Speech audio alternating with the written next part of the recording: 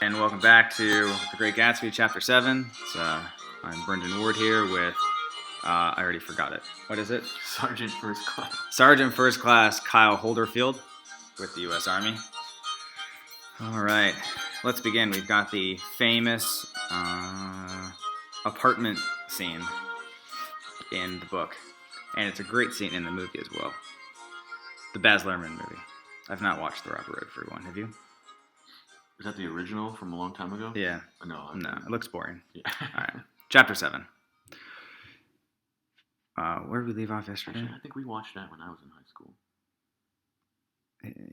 Yeah, it looks quite boring. All right, so let's see. Through all he said, even though his appalling sentimentality, I was reminded of something, an elusive rhythm, a fragment of lost words that I had heard somewhere a long time ago. For a moment, a phrase tried to take shape in my mouth, and my lips parted like a dumb man's, as though there was more struggling upon them than a wisp of startled air. But they made no sound, and what I had almost remembered was uncommunicable forever. So we've got...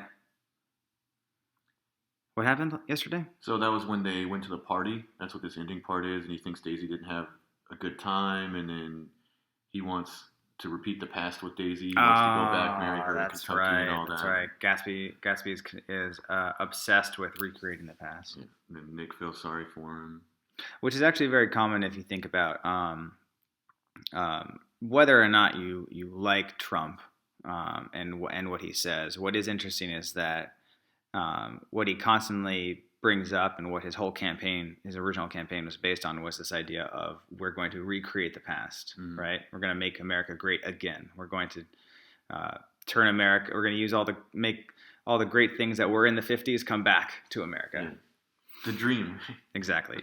He promised a dream, which is what all politicians promise. Exactly. Right. That was what Obama's thing too, right? Mm-hmm. Yes, we can. Yes, we can. Right. Yep. All right.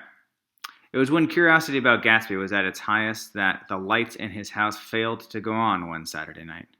And as obscurely as it had begun, his career as Trimalchio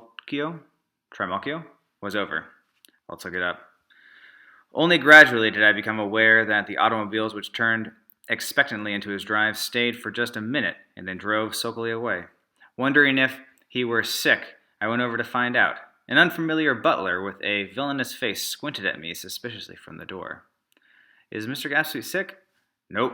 After a pause, he added, sir, in a dilatory, grudging way. Did you look it up?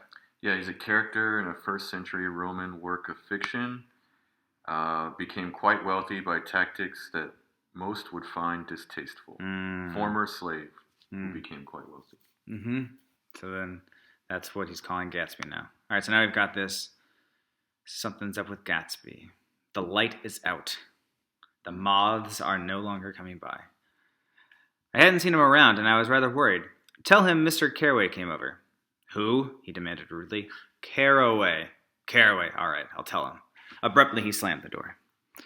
My Finn informed me that Gatsby had dismissed every servant in his house a week ago and replaced them with half a dozen others, who never went into West Egg Village to be bribed by the tradesmen, but ordered moderate supplies over the telephone. Interesting. The grocery boy reported that the kitchen looked like a pigsty, and the general opinion in the village was that the new people weren't servants at all. Next day, Gatsby called me on the phone. Going away? I inquired. No, old sport. I hear you fired all your servants. I wanted somebody who wouldn't gossip. Daisy comes over quite often, in the afternoons. So the whole caravansary had fallen in like a card house at the disapproval in her eyes. There's some people Wolfsheim wanted to do something for. They're all brothers and sisters. They used to run a small hotel. I see. So it's like Wolfsheim or Wolfsheim, probably Wolfsheim, seems to have been like, I need you to employ these people. Yeah. Right? And needs a favor. Yeah, he needs a favor, so then Gatsby fires all of his servants. But also Gatsby doesn't want people who are going to gossip, and maybe these people also probably don't speak very much English, so they're not going to be gossiping anyways. Mm-hmm. Anything else? No, yeah, Wolfsheim found him. Some kind of shady thing going on. Yep. He was calling up at Daisy's request. Would I come to lunch at her house tomorrow? Miss Baker would be there. Half an hour later, Daisy herself telephoned and seemed relieved to find that I was coming. Something was up. And yet I couldn't believe that they would choose this occasion for a scene, especially for the rather harrowing scene that Gatsby had outlined in the garden. The next day was boiling, almost the last, certainly the warmest of the summer. As my train emerged from the tunnel into sunlight, only the hot whistles of the National Biscuit Company broke the simmering hush at noon. The straw seats of the car hovered on the edge of combustion. The woman next to me perspired delicately for a while into her white shirtwaist, and then, as her newspaper dampened under her fingers, lapsed despairingly into deep heat with a desolate cry. Her pocketbook slapped to the floor. And so, like, the heat right now is basically kind of like water boiling, and something's going to kind of explode, right? Which is what's going to happen in this party. And he uses all this language, like how it's like combustion, and the sound was like broken, so these things keep kind of like exploding out. "Oh my," she gasped. I picked it up with a wary bend and handed it back to her, holding it at arm's length and by the extreme tip of the corners to indicate that I had no design upon it, but everyone nearby, including the woman, suspected me just the same. So they all thought that he was going to steal the... Yeah. What was it that fell? Pocketbook? The pocketbook. Her wallet, basically. "Hot," said the conductor to familiar faces. "Some weather. Hot, hot, hot. It is hot enough for you? Is it hot? Is it?" My communication ticket came back to me with a dark stain from his hand. That anyone should care in this heat whose flushed lips he kissed, whose head made damp the paja pocket over his heart. Through the hall of the Buchanan's house blew a faint wind, carrying the sound of the telephone bell out to Gatsby and me as we waited at the door. So I've got Gatsby and Nick hanging out at the Buchanan's. What could go wrong? "The master's body," roared the butler into the mouthpiece. "I'm sorry, madam, but we can't furnish it. It's far too hot to touch this noon." What he really said was, "Yes, yes, I'll see." He set down the receiver and came toward us, glistening slightly, to take our stiff straw hats. "Madame expects you in the salon," he cried, needlessly indicating the direction. In this heat, every extra gesture was an affront to the common store of life. I remember this is a period before, right? This is the 20s, so no AC. No AC. Yep. Open windows. Yep. The room, shadowed well with awnings, was dark and cool. Daisy and Jordan lay upon an enormous couch, like silver idols, weighing down their own white dresses against the singing breeze of the fans. Once again, we encountered Daisy and Jordan just laying about. And also compared to kind of like trophies in a sort of way, or like inanimate objects, silver idols. "We can't move," they said together. Jordan's fingers, powdered white over their tan, rested for a moment in mine. "And Mr. Thomas Buchanan, the athlete?" I inquired. Simultaneously, I heard his voice, gruff, muffled, husky, at the hall telephone. Gatsby stood in the center of the crimson carpet and gazed around with fascinated eyes. Daisy watched him and laughed, her sweet, exciting laugh. A tinny gust of powder rose from her bosom into the air. "The rumor is," whispered Jordan, that's Tom's girl on the telephone."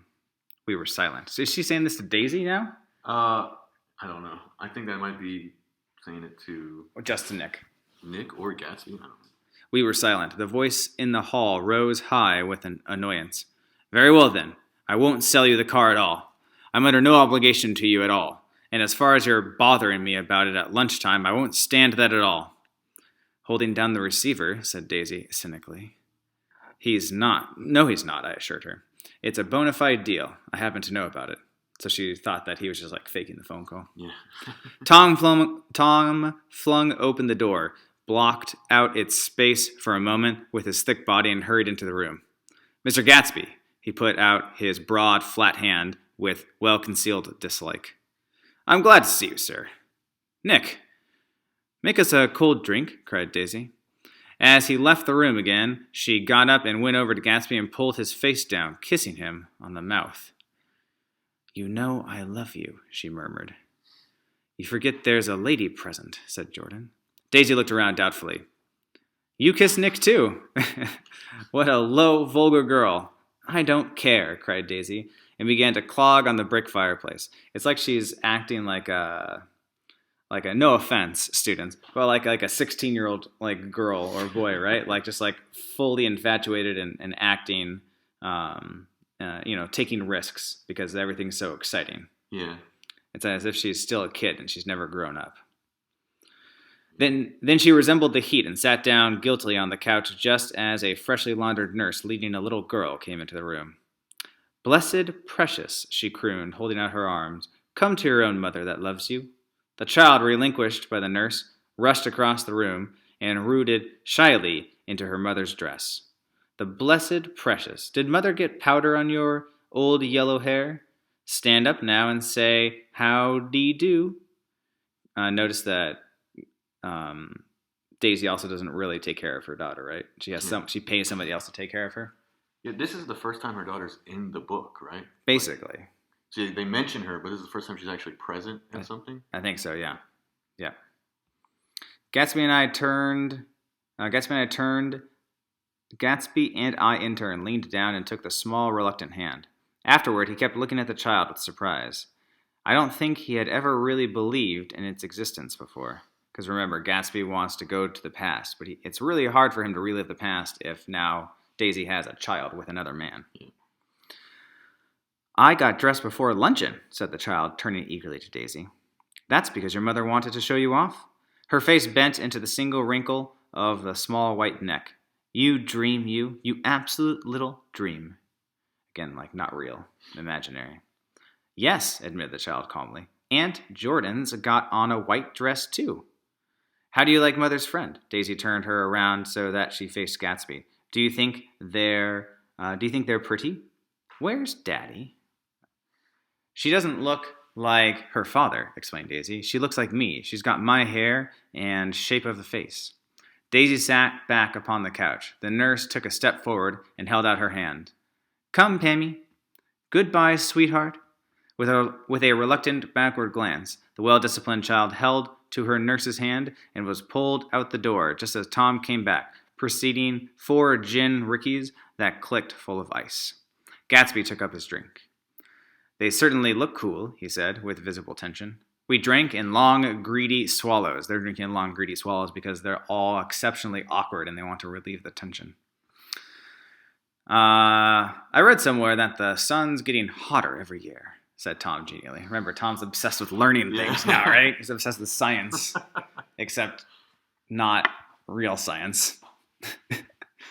It seems that pretty soon the Earth's going to fall into the sun. Or, wait a minute, it's just the opposite. The sun's getting colder every year.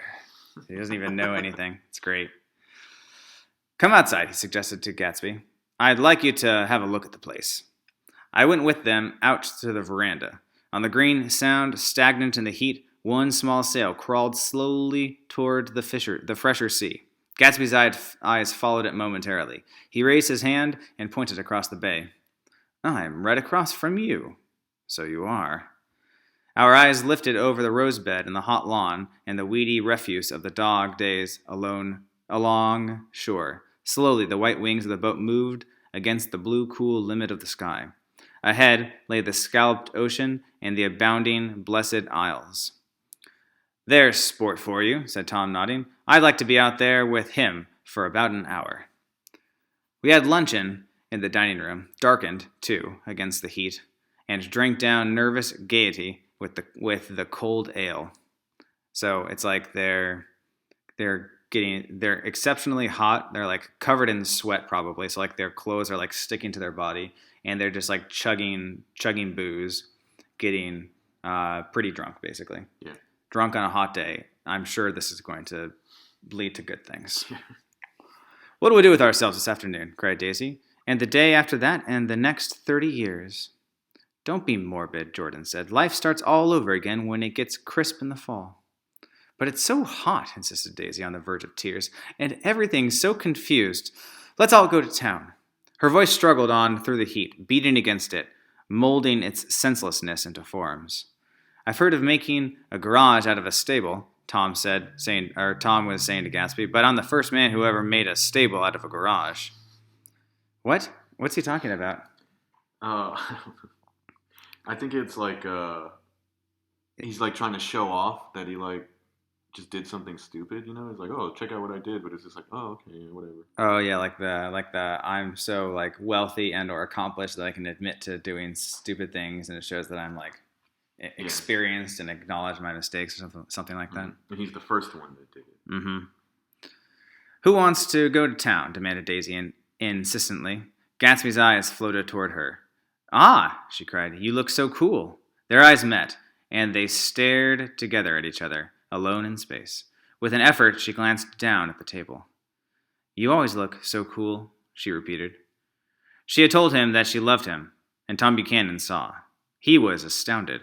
His mouth opened a little, and he looked at Gatsby and then back at Daisy, as if he had just recognized her as someone he knew a long time ago. You resemble the advertisement of the man, she went on innocently. You know, the advertisement of the man? All right, broke in Tom quickly. I am perfectly willing to go to town. Come on, we're all going to town. He got up, his eyes still flashing between Gatsby and his wife. No one moved. Come on!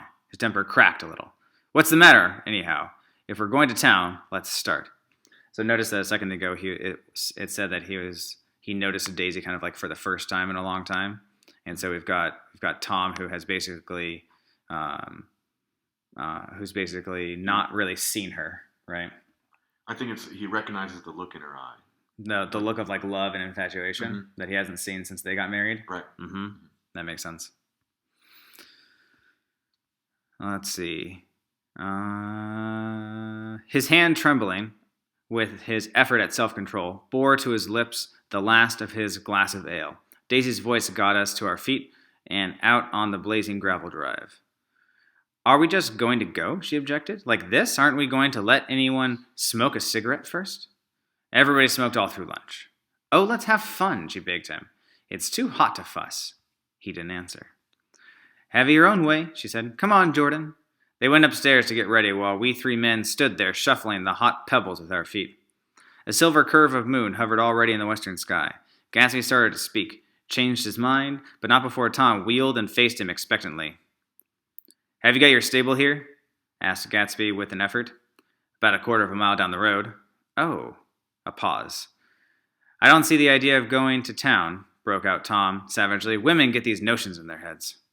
Shall we take anything to drink? Called Daisy from an upper window. I'll get some whiskey, answered Tom. He went inside. Gatsby turned to me rigidly. I can't say anything in this house, old sport.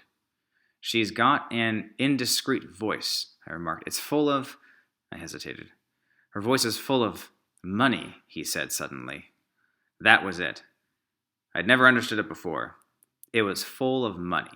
That was the inexhaustible charm that rose and fell in it, the jingle of it, the cymbals' song of it. High in a white palace, the king's daughter, the golden girl. And so that's an interesting note that he says that her voice sounds like it's full of money, which it is, right? And really what they mean is like it's like full of protection and safety, right? Mm-hmm. She's able to kind of say whatever she wants and do whatever she wants because she has the opportunity and the resources to make up for mistakes. Tom came out of the house wrapping a quart bottle in the towel, followed by Daisy and Jordan wearing small, tight hats of metallic cloth and carrying light capes over their arms. Shall we all go in my car? Suggested Gatsby. He felt the hot green leather of the seat. I ought to have left it in the shade. Is it standard shift? Demanded Tom.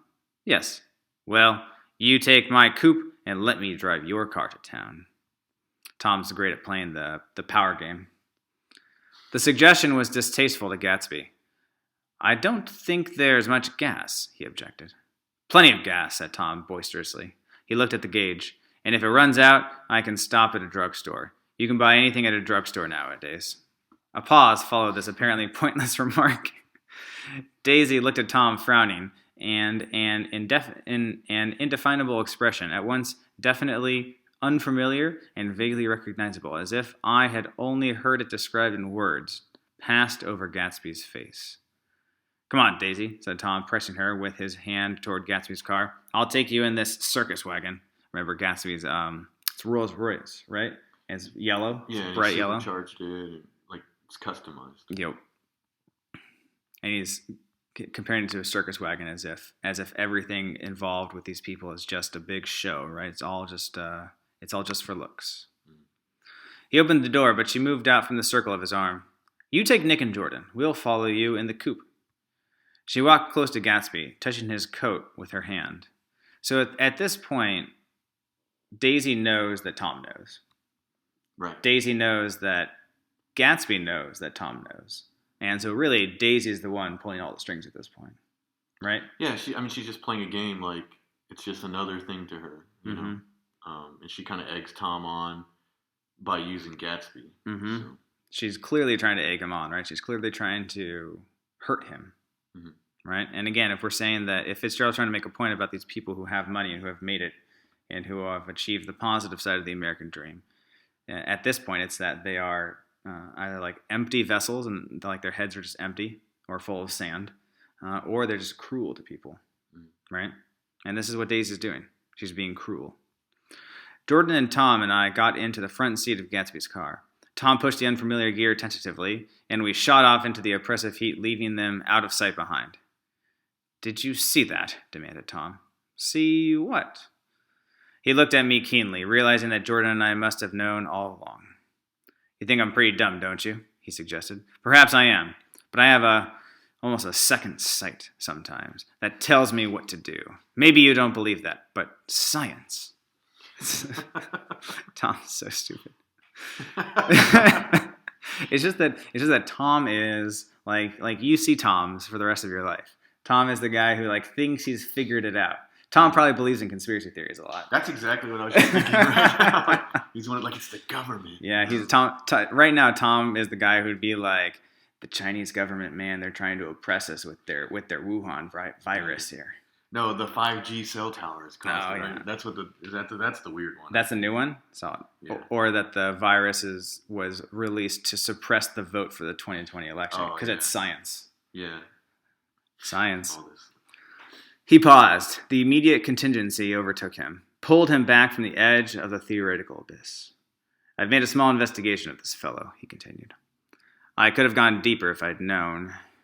Do you mean you've been to a medium? Inquired Jordan humorously. A medium is, if you don't know, a person who is supposed to be able to read minds and tell the future and talk to dead people. Like a psychic. Yeah, psychic. What? Confused, he stared at us as we laughed. A medium? About Gatsby? About Gatsby? No, I haven't. I said I'd been making a small investigation of his past. And you found out he was an Oxford man? Said Jordan hopefully. An Oxford man. He was incredulous. Like hell he is. He wears a pink suit. Nevertheless, he's an Oxford man.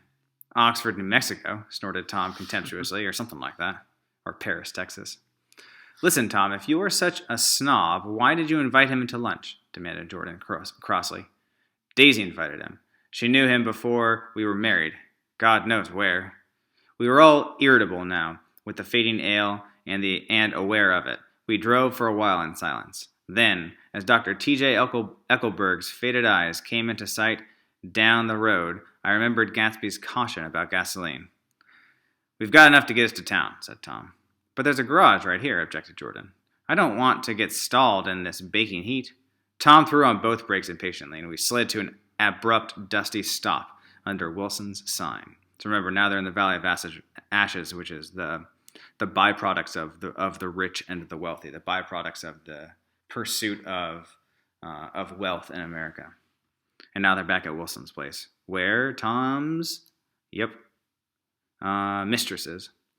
After a moment, the proprietor emerged from the interior of his establishment and gazed hollow-eyed at the car. Let's have some gas, cried Tom roughly. What do you think we stopped for? To admire the view? I'm sick, said Wilson without moving. I've been sick all day. What's the matter? I'm all run down. Well, shall I help myself? Tom demanded. You sounded well enough on the phone. With an effort, Wilson left the shade and supported the doorway. The support of the doorway. Like he can't stand up by himself. And, breathing hard, unscrewed the cap of the tank. In the sunlight, his face was green. I didn't mean to interrupt your lunch, he said, but I need money pretty bad. And I was wondering what you were going to do with your old car. How do you like this one? Inquired Tom. I bought it last week. It's a nice yellow one, said Wilson, as he strained at the handle. Like to buy it? big chance. Wilson smiled faintly. No, but I would make some money on the other. What do you want money for all of a sudden? I've been here too long. I want to get away. My wife and I want to go west. Your wife does, exclaimed Tom, startled. She's been talking about it for 10 years. He rested for a moment against the pump, shading his eyes. I can't say that word here. What a bad thing to say, or a rude thing to say to Wilson, right? He's like, why all of a sudden do you need money? Right, and remember, Wilson's the only one we've met that has a real job, basically. Like, Wilson and the servants are the only people who actually work in this story. Nick works a little bit, but not really. He sells basically imaginary things. And, all right. She's been talking about it for years. He rested for a moment against the pump, shading his eyes. And now she's going whether she wants to or not. I'm going to get her away. The coupe flashed by us with a flurry of dust and the flash of a waving hand. What do I owe you? Demanded Tom harshly. I just got wised up to something funny the last 2 days, remarked Wilson. That's why I want to get away. That's why I've been bothering you about the car. What do I owe you? $1.20.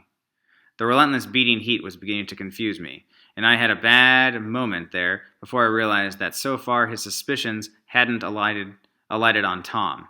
He had discovered that Myrtle had had some sort of life apart from him, in another world, and the shock had made him physically sick. I stared at him, and then at Tom, who had made a parallel discovery less than an hour before. And it occurred to me that there was no difference between men, in intelligence or race, so profound as the difference between the sick and the well. Wilson was so sick that he looked guilty, unforgivably guilty, as if he had just got some poor girl with child. So we've got this very interesting line where he says that that the only difference between men is basically if they're sick or well, or another way of putting that would be poor or rich, right? Mm-hmm. And that Wilson is kind of finally coming to grips with the consequences of being poor, right? He can't leave. Yeah. He has no freedom. Wilson has no freedom. It's also interesting to note that Wilson has no idea about the affair, right? It's as if the poor people are not even like aware of how bad things are and who's screwing them over, basically, right? Mm-hmm.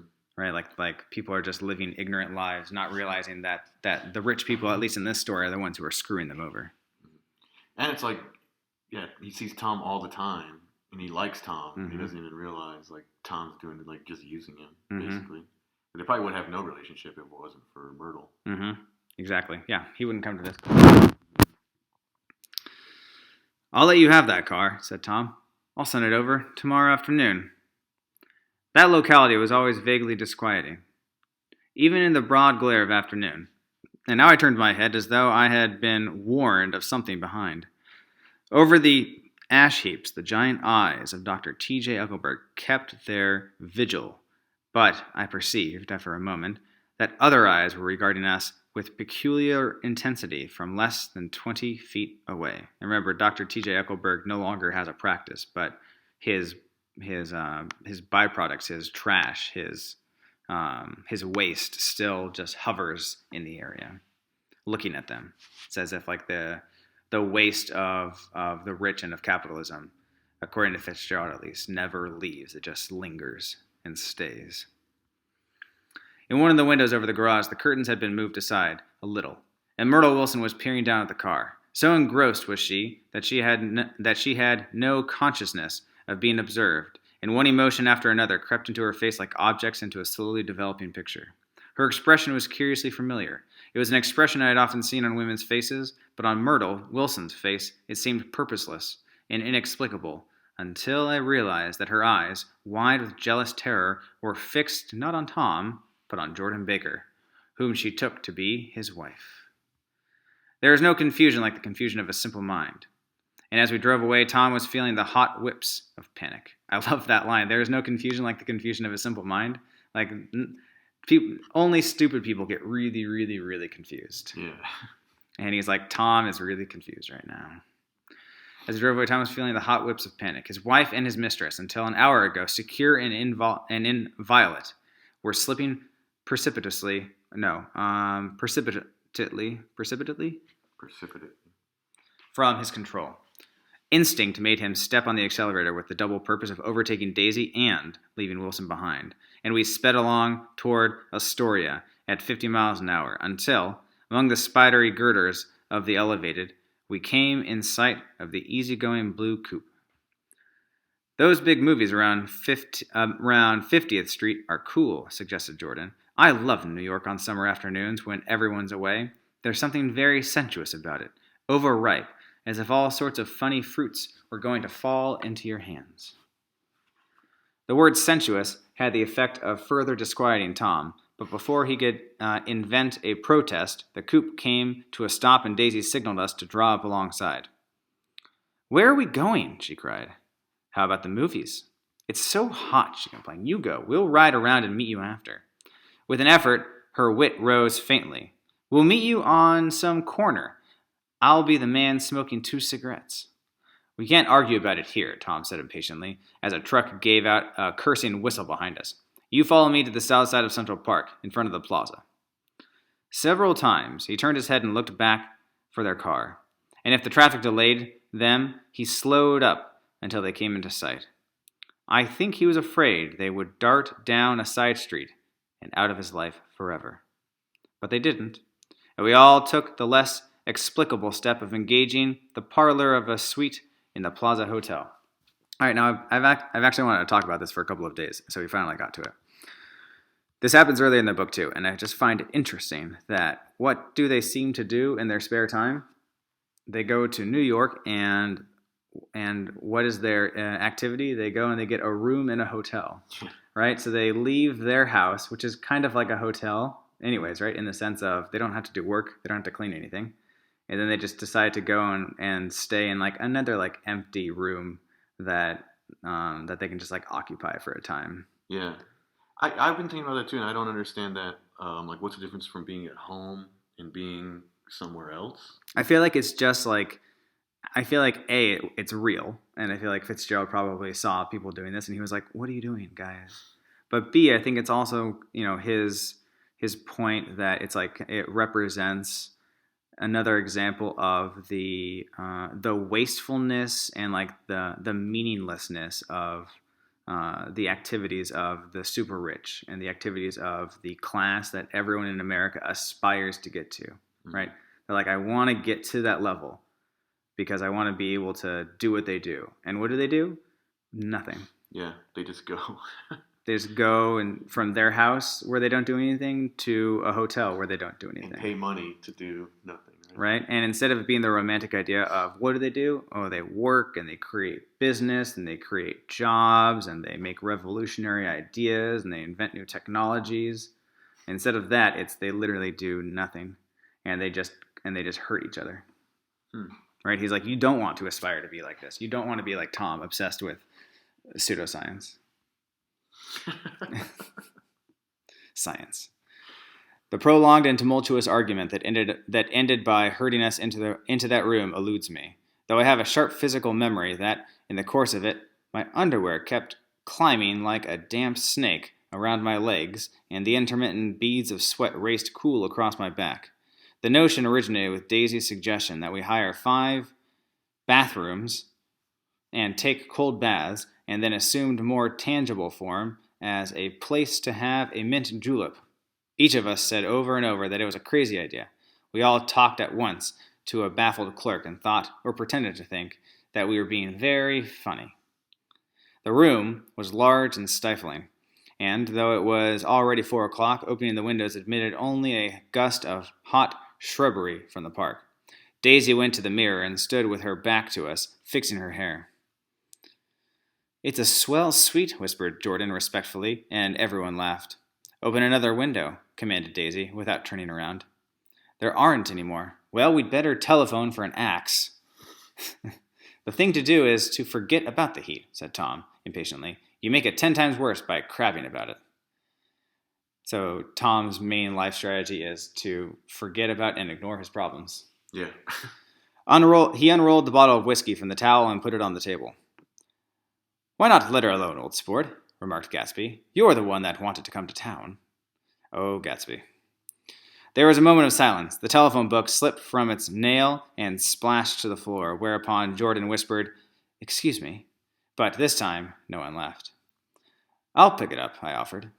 "I've got it." Gatsby examined the parting string, muttered, in an interested way, and tossed the book on the chair. "That's a great expression of yours, isn't it?" Tom said sharply. "What is?" "All this old sport business. Where'd you pick that up?" "Now I see here, Tom," and said Daisy, turning around from the mirror. "If you're going to make personal remarks, I won't stay here a minute. Call up and order some ice for the mint julep. They're trying to cool down the situation. Tensions are rising. The heat is rising."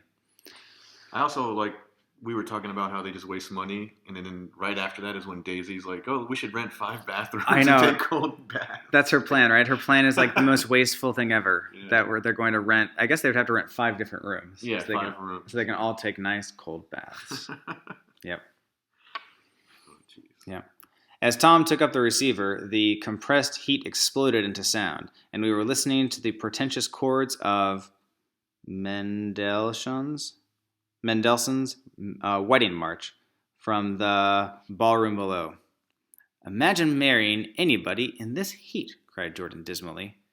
"Still, I was married in the middle of June," Daisy remembered. "Louisville in June. Somebody fainted."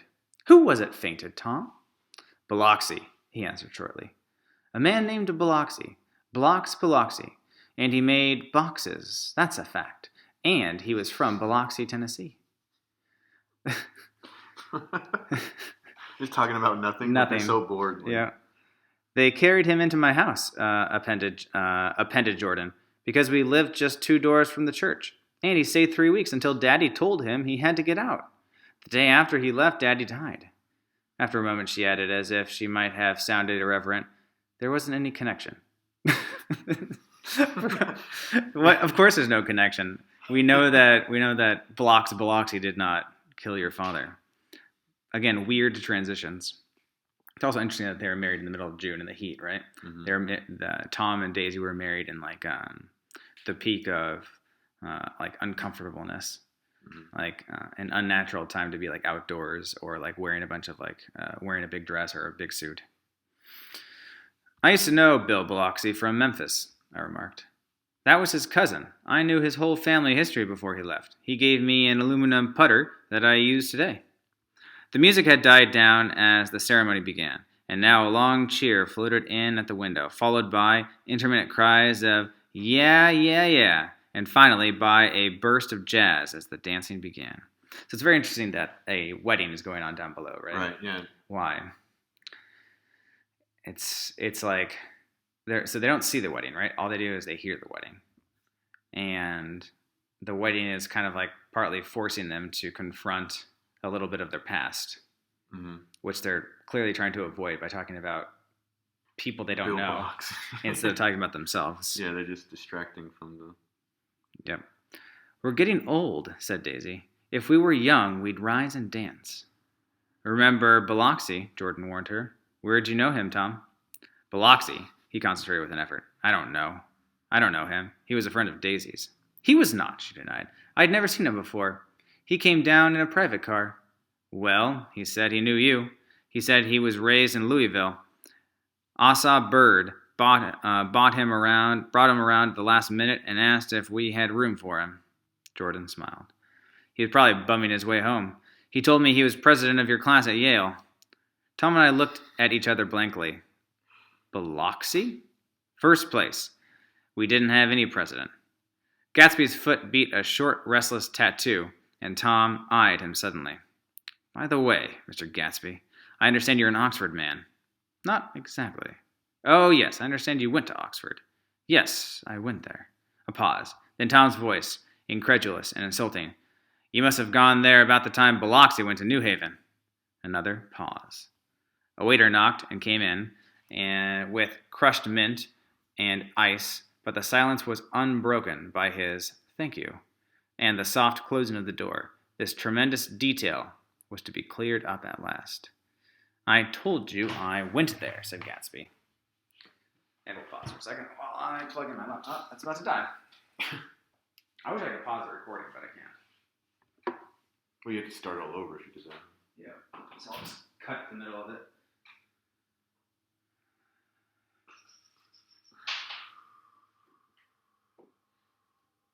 Still puzzled by the wedding. I feel like there's... Yeah, I think it's trying to... I don't know if it's like to create tension because of everything that's going on, or if it's like... Because Gatsby hasn't said anything. Tom is like preoccupied. That's why he's just like, I don't know what's going on. You know, he's just over there looking out the window because his life is crumbling down, and then there's a wedding going on outside. Gatsby just barely actually started talking, right? Mm-hmm. Then there's this wedding happening. So is it like both of these guys are like thinking of a wedding? You know? Yeah, Tom's thinking about how his marriage might be crumbling in front of him, and now there's a wedding down below to remind him of like kind of like the hopes and dreams of getting married, like remembering his own. Yeah. And then there's Gatsby, who never had the wedding, who's thinking about the wedding's going on downstairs, and he's like, what if the whole time. So just creating all this tension, boiling up, on the hot day in New York, and it's humid in New York too, so it's probably like terrible. And they're like half drunk. Not good. I told you I went there, said Gatsby. I heard you, but I'd like to know when. It was in 1919. I only stayed 5 months. That's why I can't really call myself an Oxford man. Tom glanced around to see if we mirrored his unbelief. But we were all looking at Gatsby. It was an opportunity they gave to some of the officers after the armistice, he continued. We could go to any of the universities in England or France. I wanted to get up and slap him on the back. I had one of those renewals of complete faith in him that I'd experienced before.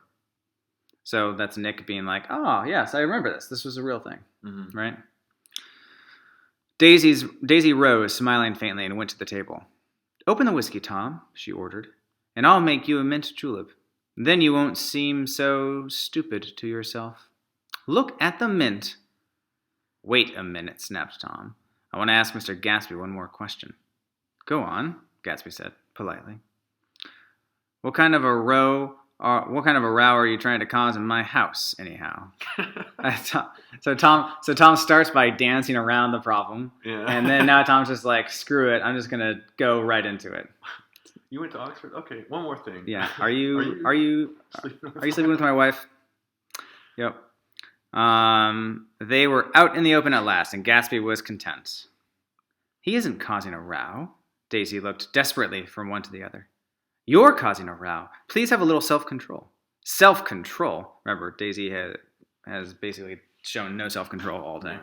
Self-control, repeated Tom incredulously. I suppose the latest thing is to sit back and let Mr. Nobody from Nowhere make love to your wife. Well, if that's the idea, you can count me out. Nowadays, people begin by sneering at family life and family institutions. The next thing, they'll throw everything overboard and have intermarriage between black and white. Flushed with his impassioned gibberish, he saw himself standing alone on the last barrier of civilization.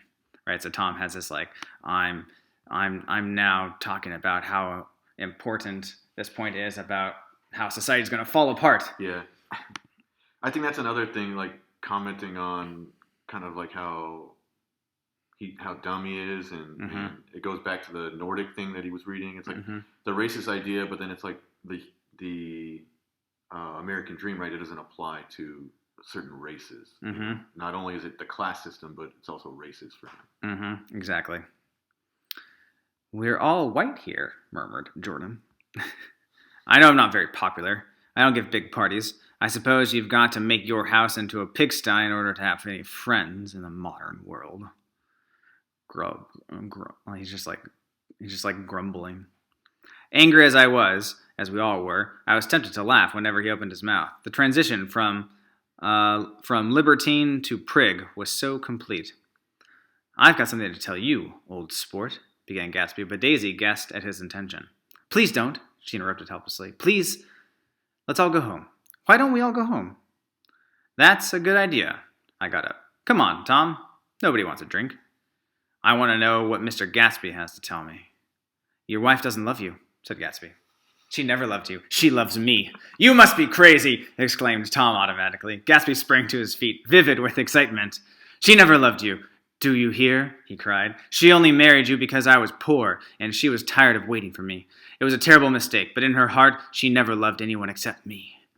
At this point, Jordan and I tried to go, but Tom and Gatsby insisted with competitive firmness that we remain. I love that Jordan and Nick tried to just leave. Yeah, awkward. They're just like, all right, see you guys, peace out. As though neither of them had anything to conceal, and it would be a privilege to partake vicariously of their emotions.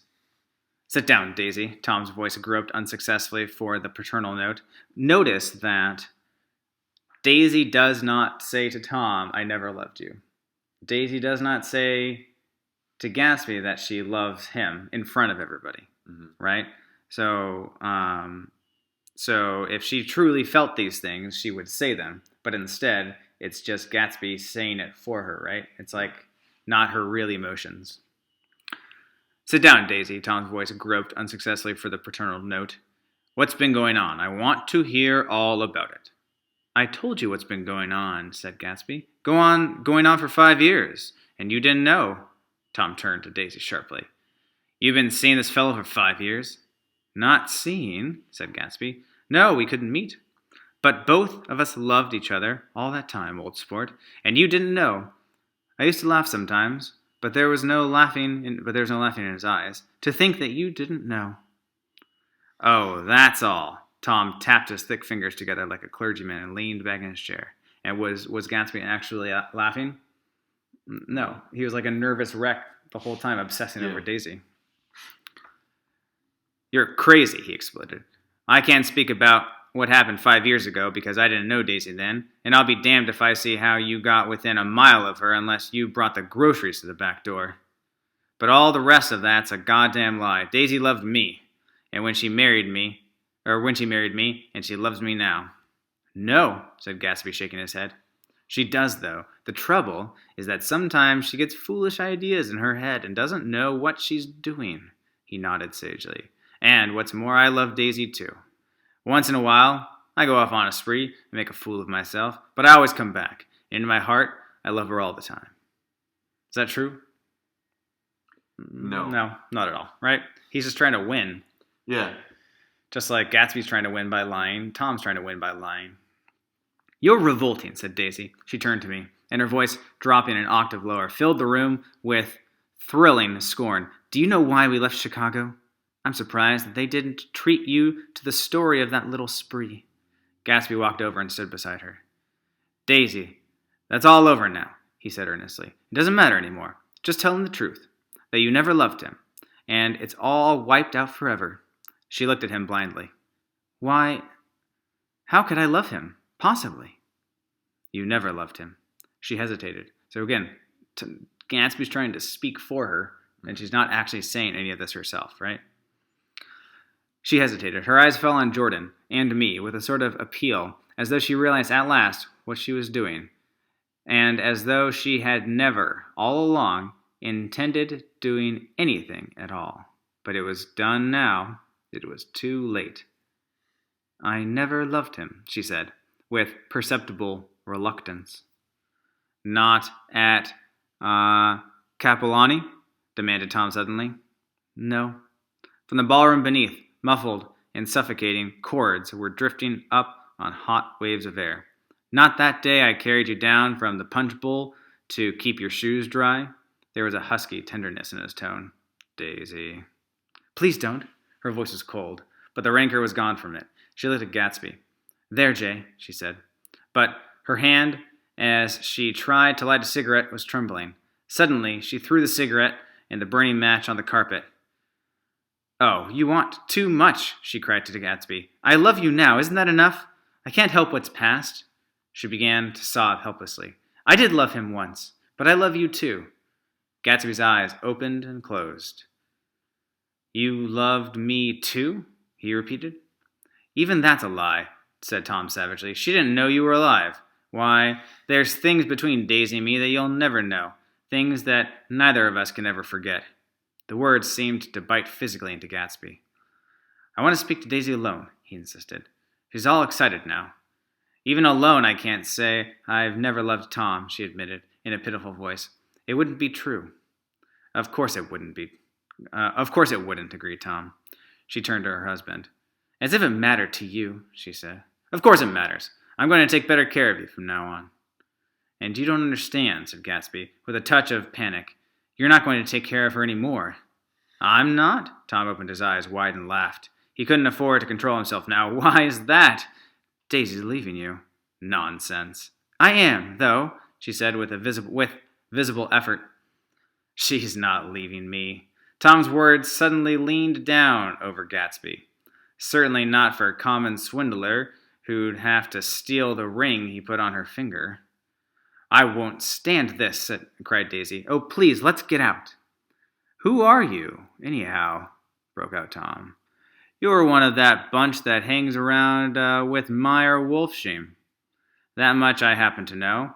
I've made a little investigation into your affairs, and I'll carry it further tomorrow. You can suit yourself about that, old sport, said Gatsby steadily. I found out what your drugstores were. He turned to us and spoke rapidly. He and this Wolfsheim bought up a lot of side street drugstores here and in Chicago and sold grain alcohol over the counter. That's one of his little stunts. I picked him for a bootlegger the first time I saw him, and I wasn't far wrong. What about it? Said Gatsby politely. I guess your friend Walter Chase wasn't too proud to come in on it. And you left him in the lurch, didn't you? You let him go to jail for a month over in New Jersey. God, you ought to hear Walter on the subject of you. He came to us dead broke, and he was very glad to pick up some money, old sport. Don't call me old sport, cried Tom. Gatsby said nothing. Walter could have you up on the betting laws, too, but Wolfsheim scared him into shutting his mouth. The unfamiliar yet recognizable look was back again in Gatsby's face. The drugstore business was just small change, continued Tom slowly, but you've got something on now that Walter's afraid to tell me about. I glanced at Daisy, who was staring terrified between Gatsby and her husband, and at Jordan, who had begun to balance an invisible but absorbing object on the tip of her chin. So note, again, that how does Gatsby, the only one who has achieved the American dream, basically, how does he get there? By hard work and honest play? No, right? He only gets there by breaking the law. Mm-hmm. It's like, that's what, like, Fitzgerald's like, sure, yeah, I guess you can make it if you don't follow the rules. The shortcut to the top. Right. Then he turned back to Gatsby and was startled at his expression. He looked, and this is said in all contempt for the babbled slander of his garden, as if he had killed a man. For a moment, the set of his face could be described in just that fantastic way.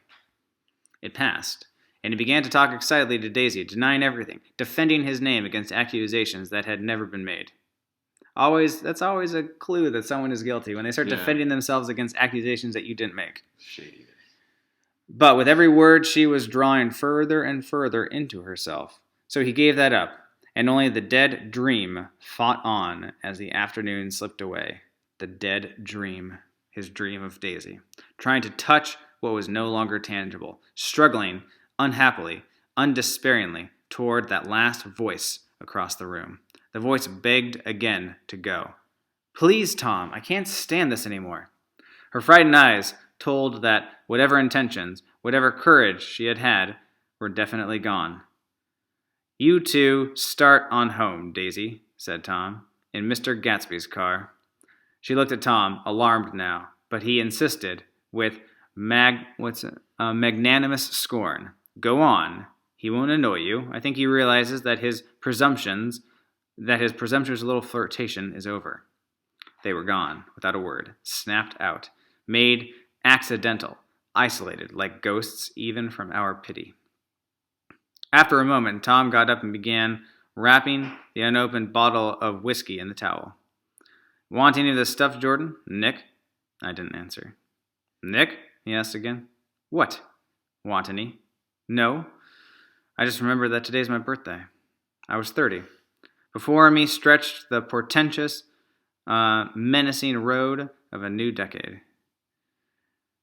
It's interesting that he adds that detail that it's his birthday, right? Mm-hmm. Is it that he's like this, all this drama has like sucked him in so much that he's like forgotten about himself, or that like change is upon, and now things are going to change for him? I don't know. Yeah, I think that that's what that last sentence of the paragraph is. Before me stretched the pretentious, menacing road of a new decade. Like he's entering his 30s, and like this is the way he's ringing it in with like Mm-hmm. these problems of. And it is kind of like Nick was innocent to all of this, right? Remember you were talking before he was in his white linens, Mm-hmm. and now it's just like all these problems. And in the beginning, you talk about his riotous excursions that he doesn't want anymore. Like he's recounting all of that, and I think this is when he realized, like, well, I don't want any of this anymore. Like this is the world. Yes, exactly. Yes, this is him realizing I'm now 30, and what I thought I wanted is not what I want. I don't want these people. Yeah. Mm-hmm. It was 7 o'clock when we got into the coupe with him and started for Long Island. Tom talked incessantly, exulting and laughing, but his voice was as remote from Jordan and me as the foreign clamor on the sidewalk or the tumult of the elevated overhead. Human sympathy has its limits, and we were content to let all their tragic arguments fade with the city lights behind. That's interesting. Human sympathy has its limits. It's a good line. 30. The promise of a decade of loneliness, a thinning list of single men to know, a thinning briefcase of enthusiasm, thinning hair. But there was Jordan beside me, who, unlike Daisy, was too wise ever to carry well-forgotten dreams from age to age. As we passed over the dark bridge, her wan face fell lazily against my coat's shoulder, and the formidable stroke of 30 died away with the reassuring pressure of her hand. Right, so he's concerned about his thinning life, not just his thinning hair, but literally like not having people around him. And then, thankfully, Jordan is next to him and makes him feel better, even though he has acknowledged in the past that she's not like an admirable person to have in his life. I think the more I think about that, that was more like what else does he have? Like Mm-hmm. she's just there, and he's kind of becoming that. Like she's just someone that's around. Mm-hmm. You know. Exactly. She's convenient. Mm-hmm. So we drove on toward death through the cooling twilight. Right, and he's saying death in the sense of like he's getting older, but also the foreshadowing of what's to come. The young Greek, Michaelis, who ran the coffee joint beside the ash heap, was the principal witness at the inquest. He had slept through the heat until after 5, when he strolled over to the garage and found George Wilson sick in his office. Really sick. Pale, as his own pale hair, and shaking all over. Michaelis advised him to go to bed, but Wilson refused, saying that he'd miss a lot of business if he did. While his neighbor was trying to persuade him, a violent racket broke out overhead. "I've got my wife locked in up there," explained Wilson calmly. "She's going to stay there till the day after tomorrow, and then we're going to move away." So he's locked Myrtle upstairs. Mm-hmm. Solid choice. Oh, Wilson. Michaelis was astonished. They had been neighbors for 4 years, and Wilson had never seemed faintly capable of such a statement. Generally, he was one of these worn-out men who when he wasn't working, he sat on a chair in the doorway and stared at the people and the cars that passed along the road. When anyone spoke to him, he invariably laughed in an agreeable, colorless way. He was his wife's man, and not his own.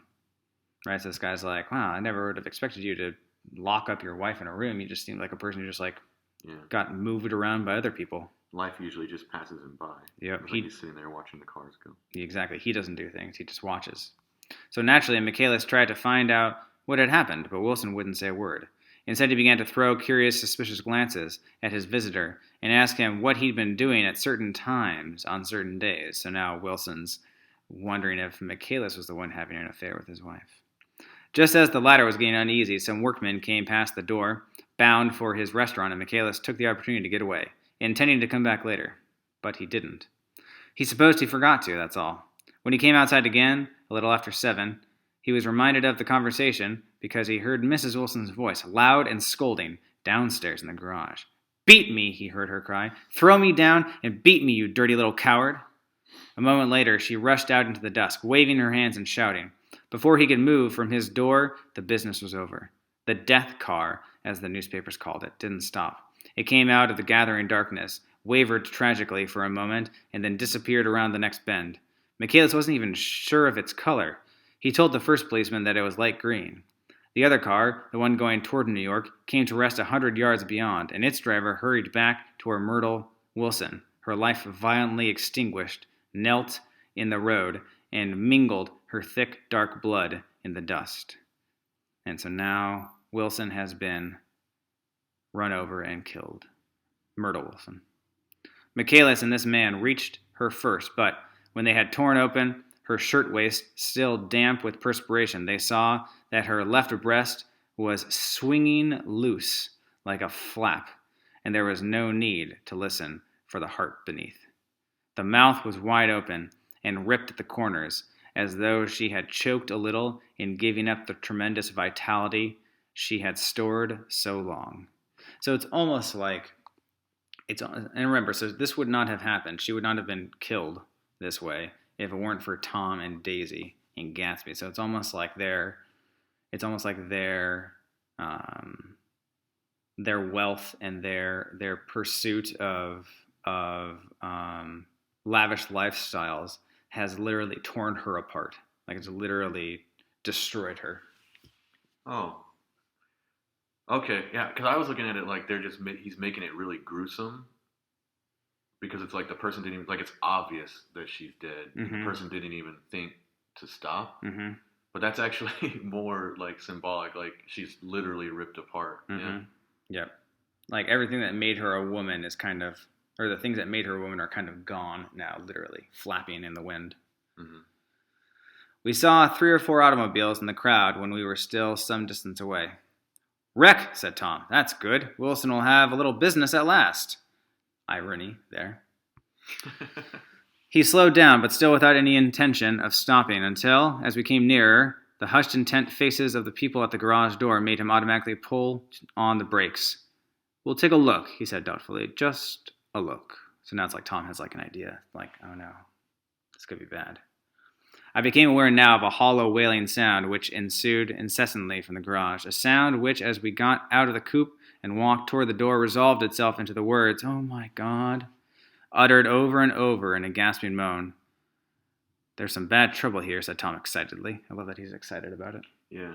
He reached up on tiptoes like a kid and peered over a circle of the heaps into the garage, which was lit only by a yellow light in a swinging wire basket overhead.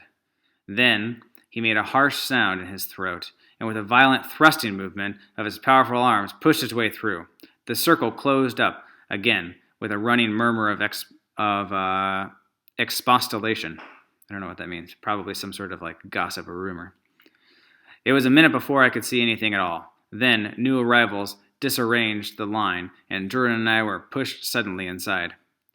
Myrtle Wilson's body, wrapped in a blanket, and then in another blanket, as though she suffered from a chill in the hot night, lay on a work table by the wall, and Tom, with his back to us, was bending over it, motionless. Did you look it up? Yeah. A comment of earnest reasoning meant to dissuade or remonstrate. Remonstrate? That's a terrible definition. That doesn't help us at all. I think it's a kind word. Opposite of postulate. Mm-hmm. Expostulate. So it's like genuine comments and discussion, like authentic. Yeah, like you're trying to reassure someone that something's not what they think. Right. Right. Yeah. That makes sense. Next to him stood a motorcycle policeman, taking down names with much sweat and correction in a little book. At first I couldn't find the source of the high groaning words that echoed clamorously through the bare garage. Then I saw Wilson standing on the raised threshold of his office, swaying back and forth, holding to the doorposts with both hands.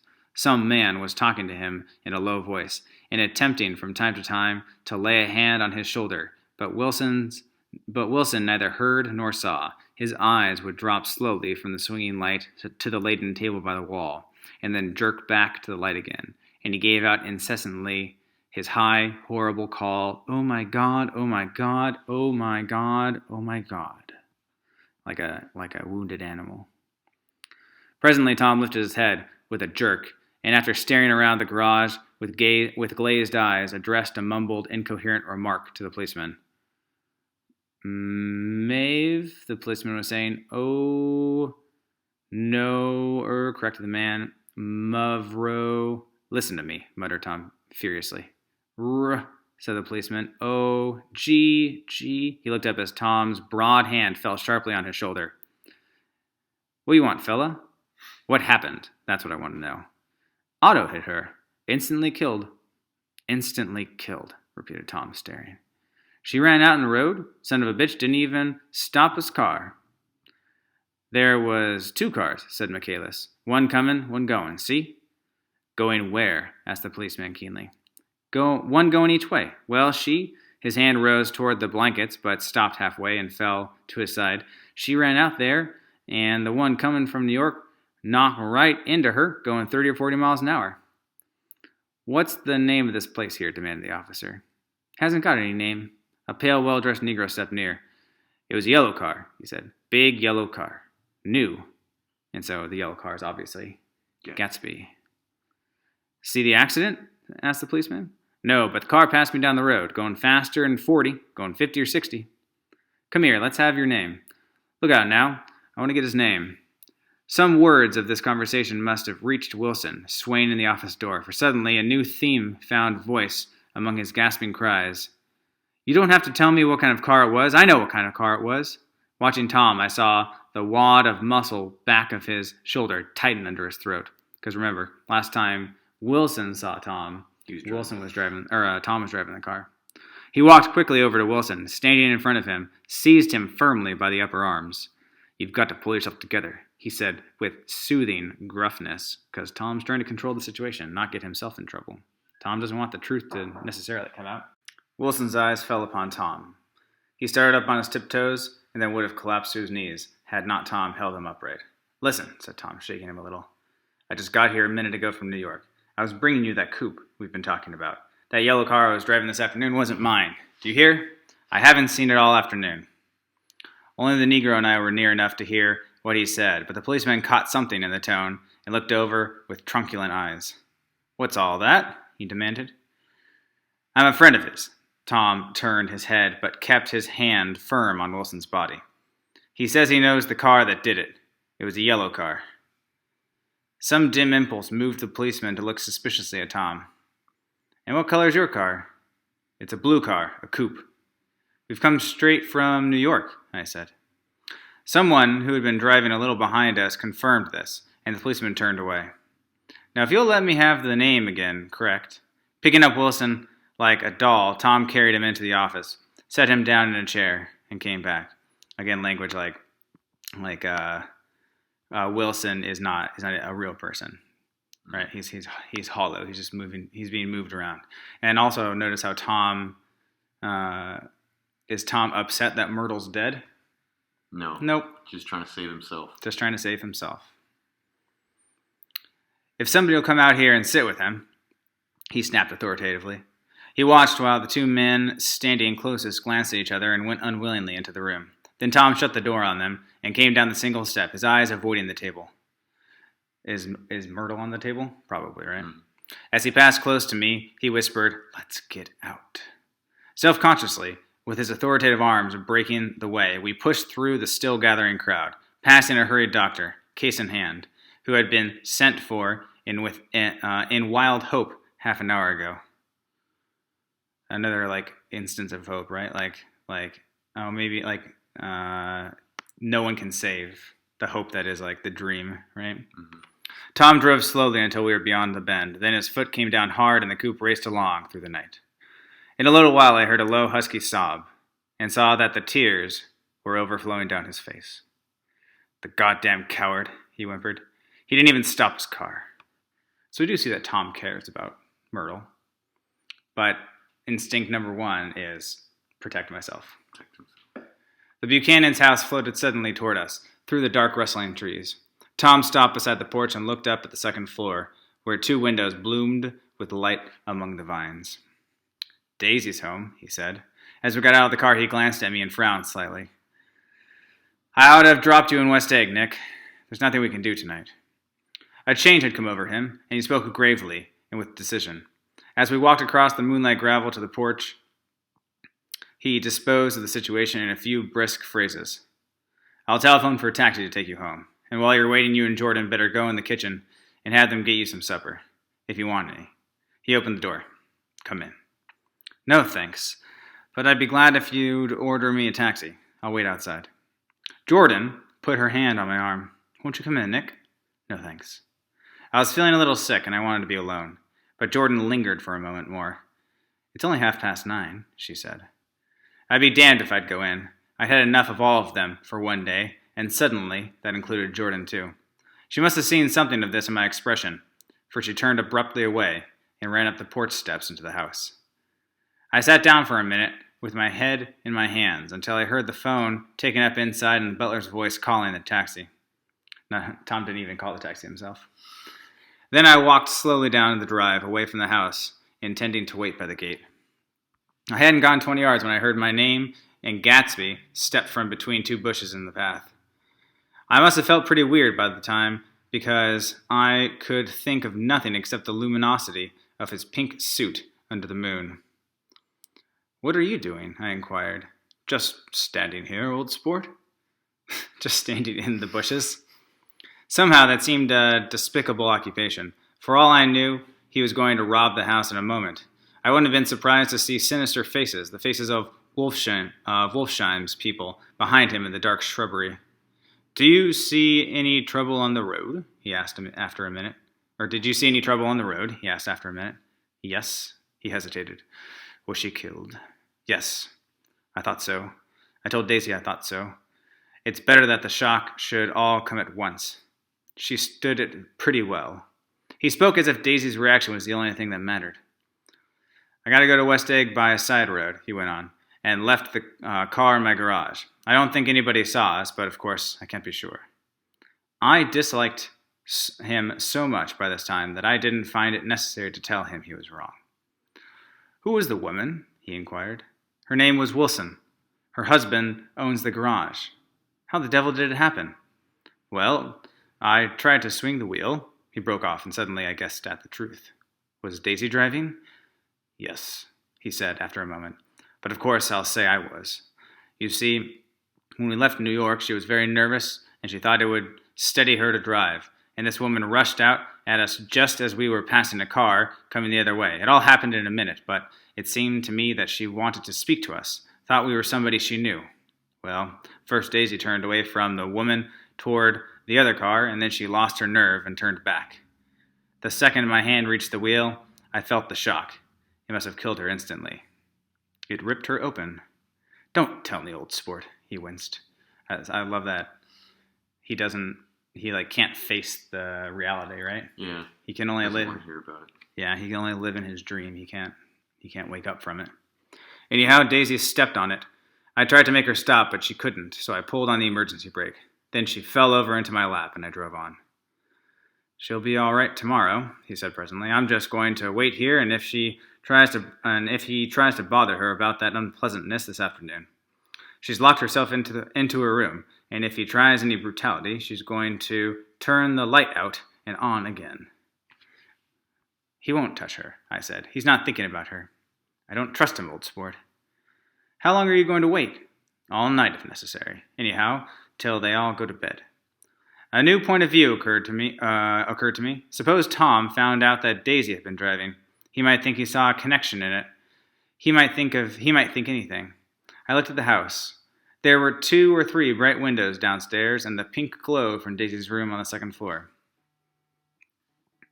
You wait here, I said. I'll see if there's any sign of a commotion. I walked back along the border of the lawn. We'll pause for a moment. Traversed the gravel softly and tiptoed up the veranda steps. The drawing room curtains were open, and I saw that the room was empty. Crossing the porch, where we had dined that June night 3 months before, I came to a small rectangle of light, which I guessed was the pantry window. The blind was drawn, but I found a rift at the sill. Daisy and Tom were sitting opposite each other at the kitchen table, with a plate of cold fried chicken between them, and 2 bottles of ale. He was talking intently across the table at her, and, in his earnestness, his hand had fallen upon and covered her own. Once in a while she looked up at him and nodded in agreement. They weren't happy, and neither of them had touched the chicken or the ale, and yet they weren't unhappy either. There was an unmistakable air of natural intimacy about the picture, and anybody would have said that they were conspiring together. As I tiptoed from the porch, I heard my taxi feeling its way along the dark road toward the house. Gatsby was waiting where I had left him in the drive. Is it all quiet up there? He asked anxiously. Yes, it's all quiet. I hesitated. You'd better come home and get some sleep. He shook his head. I want to wait here till Daisy goes to bed. Good night, old sport. He put his hands in his coat pocket and turned back eagerly to the scrutiny of the house, as though my presence marred the sacredness of the vigil. So I walked away and left him standing there in the moonlight, watching over nothing. So I feel like this is like the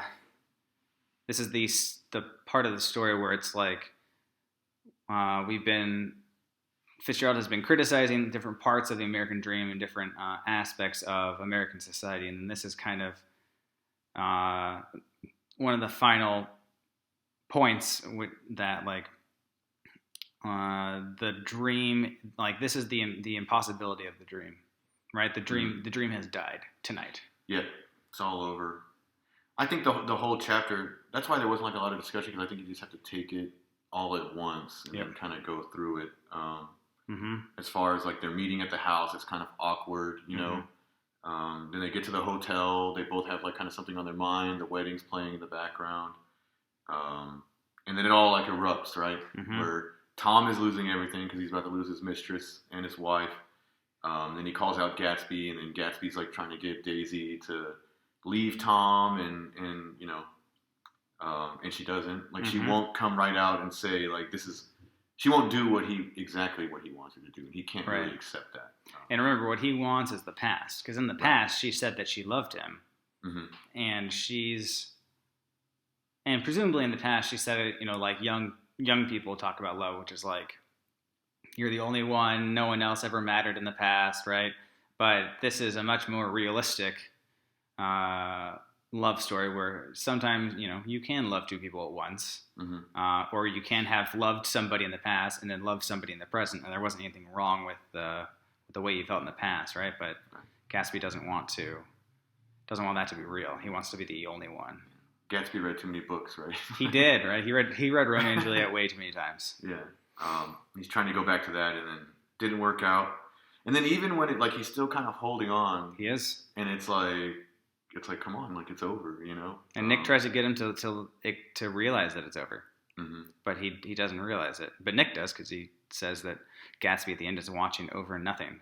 Like there is nothing left here for Gatsby. It's kind of Nick is kind of involved in the dead dream too, because he really is like he turned 30, right? And then like because we were kind of talking about that earlier. And now this is the end where he's like, he doesn't even like these people anymore. He's like, I'm tired of all of this. I think it kind of hit him that everybody's just kind of like wasting their lives. You know? And finally, because remember at the beginning, he basically said that not great people who tend to be rich are attracted to being around him because he doesn't judge them. And now over the last chapter, he has started to like kind of have more character. Like he's like taking a stand. Like I don't like these people. I don't want to be around these people. I'm not just going to reserve judgment for later. I'm going to judge them now. Yeah. He's kind of standing up for his own morals, I guess you'd say. Like he knows this is wrong and he's not just letting it go. You know?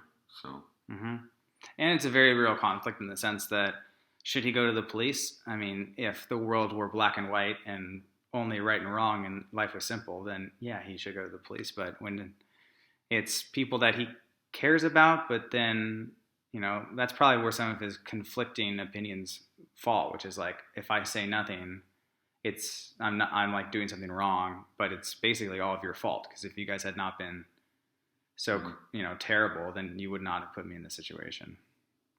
Yeah. All right.